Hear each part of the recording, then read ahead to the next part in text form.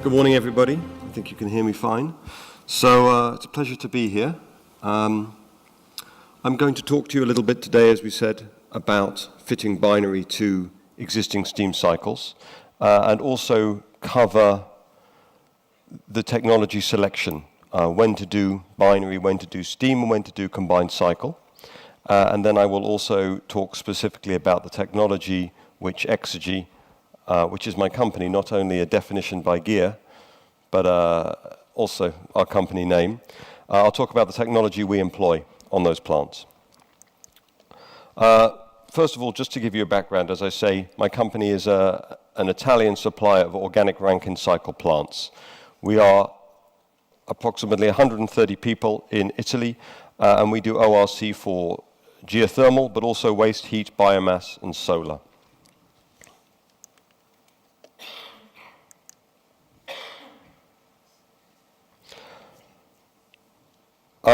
As a company, we do full supply of the cycle, so we design cycles whether they are combined cycle or binary only.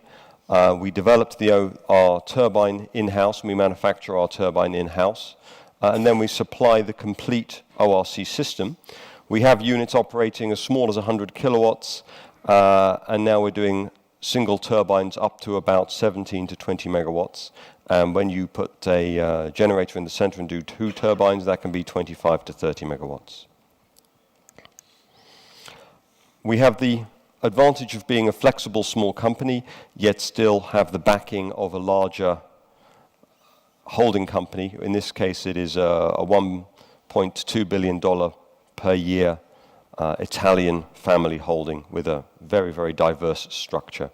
These slides will be available later, so I'm moving, as you can see, fairly quickly through the slides. Let's talk now about steam cycle, binary cycle, the differences between when to use one and when to use the other.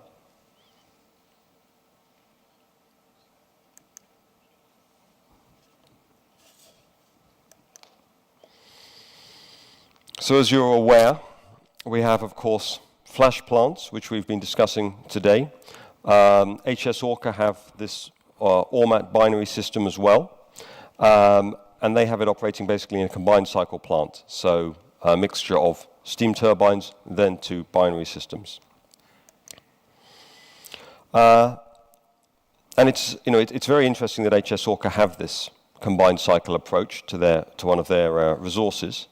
And if we look at where the risks are, today obviously the discussion is about the operation of plants. But if we look at the development of plants, and we look at the other discussions that are going on at this conference, we see that there's always a huge amount of excitement and discussion about developing new resources, about finding new locations and increasing the presence of geothermal around the world. And much in the same way that we look at existing fossil fuel power plants and increasing the efficiency on those, we should also look at existing geothermal plants and look at increasing the efficiency on those. So, geothermal, the biggest risks, the biggest expenses, the biggest difficulties are developing a new resource. So we talk about drilling, the sustainability of the system, permitting, financing and investment where there is the risk. So if you can increase the efficiency of an existing plant, it can frequently be a much better investment than looking for a new plant.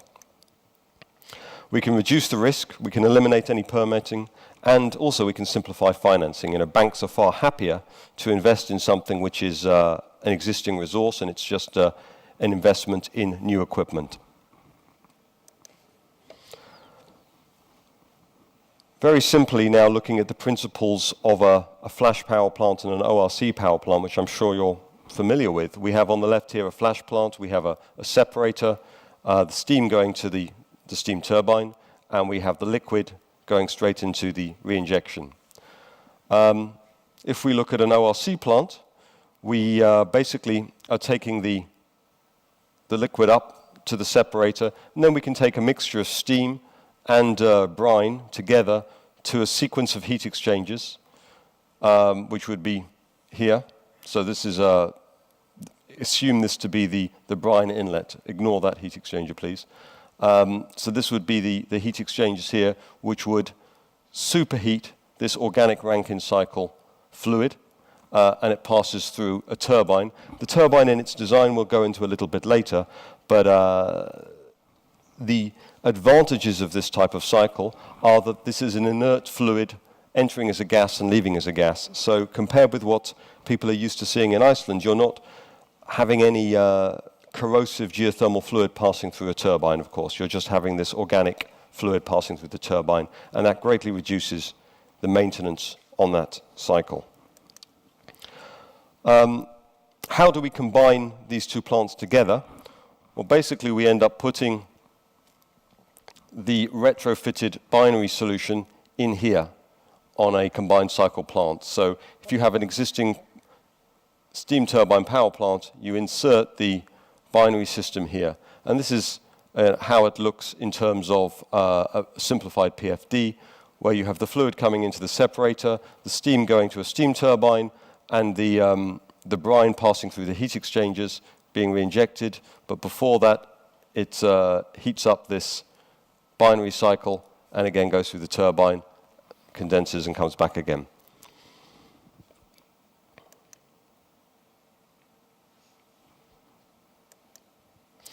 So what we've done here, and these are things really you can look through if you're interested in the slides which are available. We've tried to break down for you when to use binary, when to use combined cycle, and when to use steam.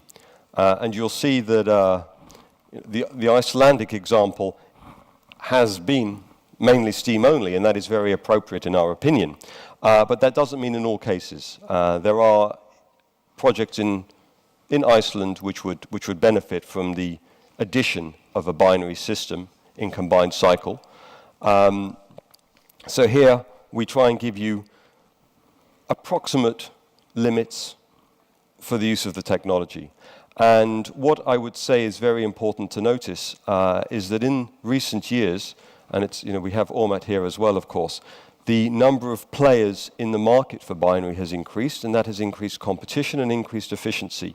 So maybe 5 years ago, what was seen as a certain cost per megawatt has both decreased as well as efficiency increasing, which leads to the potential of binary really improving in recent years, the potential of it fitting your plant and improving the efficiency of that plant in an economic way.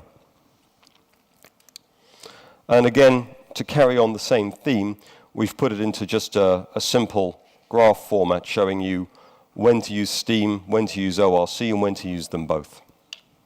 So again, this is specific limits which you can look at later, but it is approximate, and every different project has to be looked on its own merits.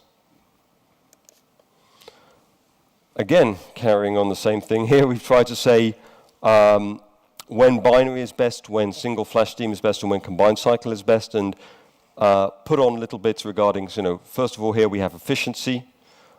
We say that using combined cycle you can get the highest efficiency. We then go on to the specific price per megawatt. We talk about the advantages if you have a high amount of NCG, because of course the NCG can be kept in the fluid in a binary system, which can be very useful. And also in a combined cycle system, you can keep the pressure up so that the NCG remains in the system as well. We talk about O&M, and this is something which I'm sure most of you here are very familiar with, and it's something that we've already been talking about in this session. Geir was talking about how frequently he has to service some of the steam turbines, the back pressure steam turbine, I think he said every year. With a binary cycle, and again, he has familiarity with that from the old Ormat system that he has. With a binary cycle, you have none of that steam entering the turbine. So really, by taking it away from the rotating equipment, you greatly, greatly simplify the maintenance issues. And the turbine becomes this unit which you can basically forget about and just do regular servicing on the seals and the bearings. We go through some other items here, so transportation, civil operation, and then finally we end on silica and calcite scaling. And that's something which we have to look at very carefully on a project-specific basis. And I'd say that retrofitting when you're then going to end up lowering the re-injection temperature, this is probably the critical issue. You have to select the re-injection temperature and select the chemical dosing system in a very careful way, and of course with trial, to ensure that you do not in any way damage the operability of an existing plant.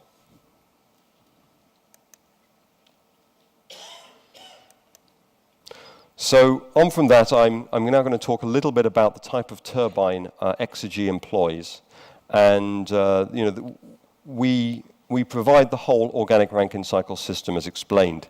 But the heart of that technology is the turbine. It is the product we have developed in-house and the product we have patents on.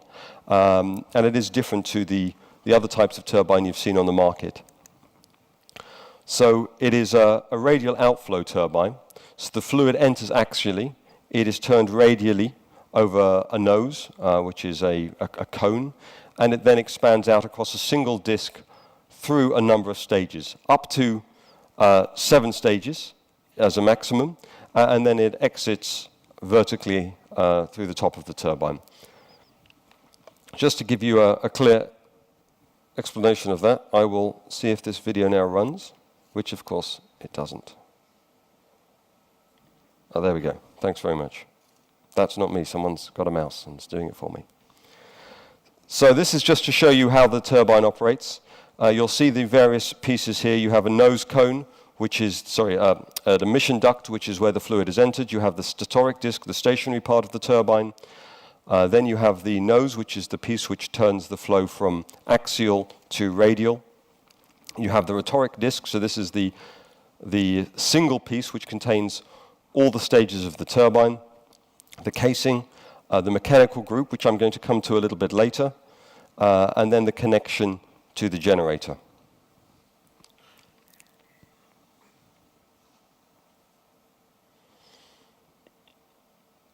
So this will have the organic fluid entering as a gas and exiting as a gas. And it's a low-speed turbine, 1500 RPM, direct coupling to the generator.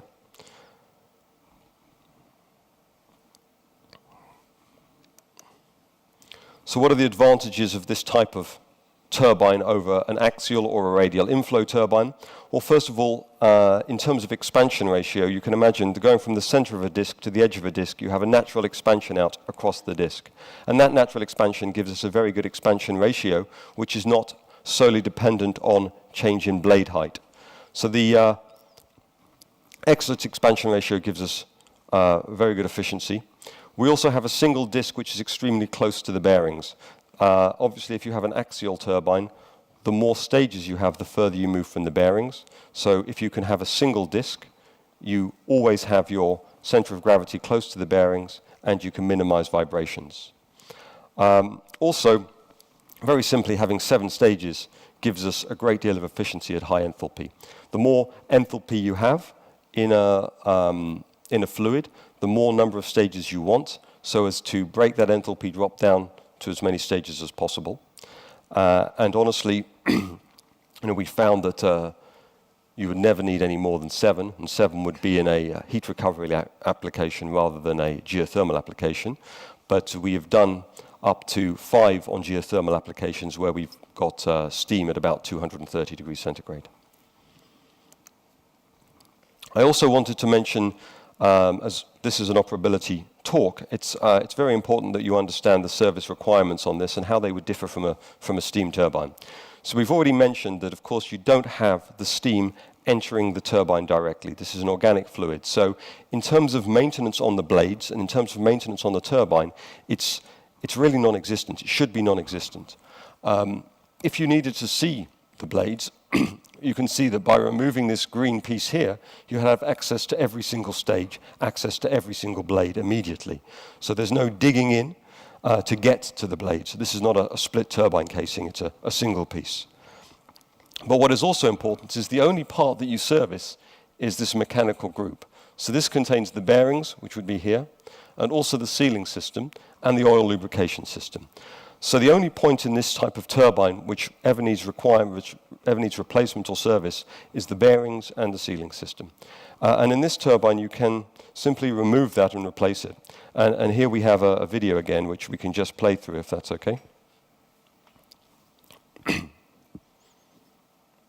Thank you. So this shows how simple it is to extract that mechanical group in a sequence of slides.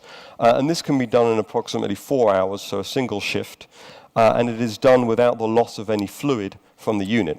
So the first movement that they make actually is to slide the disc back against the wall of the casing, which seals the organic fluid in the system.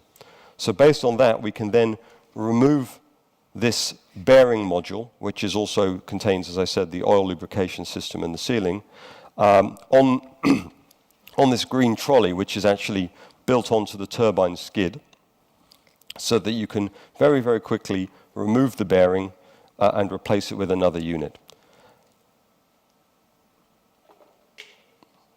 You can see the modulars slid out. There is the old module, which would then be taken away to a facility for service, and then a second one. We always built 2 units with every turbine, would be slid in its place. Obviously, where the gentlemen are standing here, there's going to be a shaft which would connect it to that turbine, to the generator, and that shaft was removable so that you can achieve this access without moving the generator and without moving the turbine. And that's finally the wheel to measure the speed of the turbine. So that shows how quick it can be and how simple it is to do maintenance on an organic Rankine cycle turbine when it has been designed with this maintenance in mind. And that compares extremely favorably against the sort of maintenance you have to do on a steam turbine.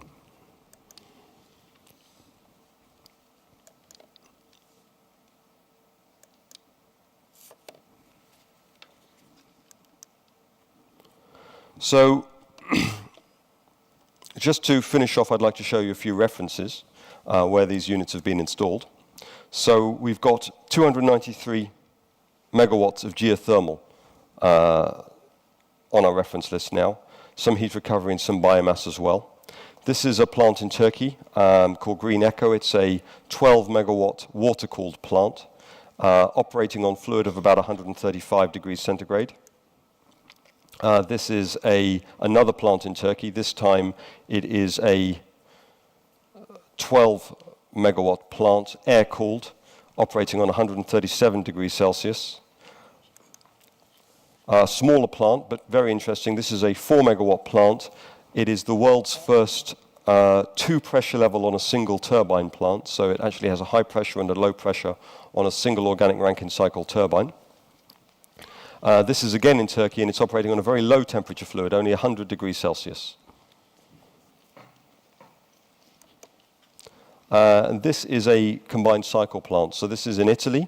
It's only a 1 megawatt plant, but it is a steam turbine, and then with some of the fluid going to a binary system as well. So it is, as we've talked about, it's actually a retrofit of an existing flash plant with an additional binary cycle system.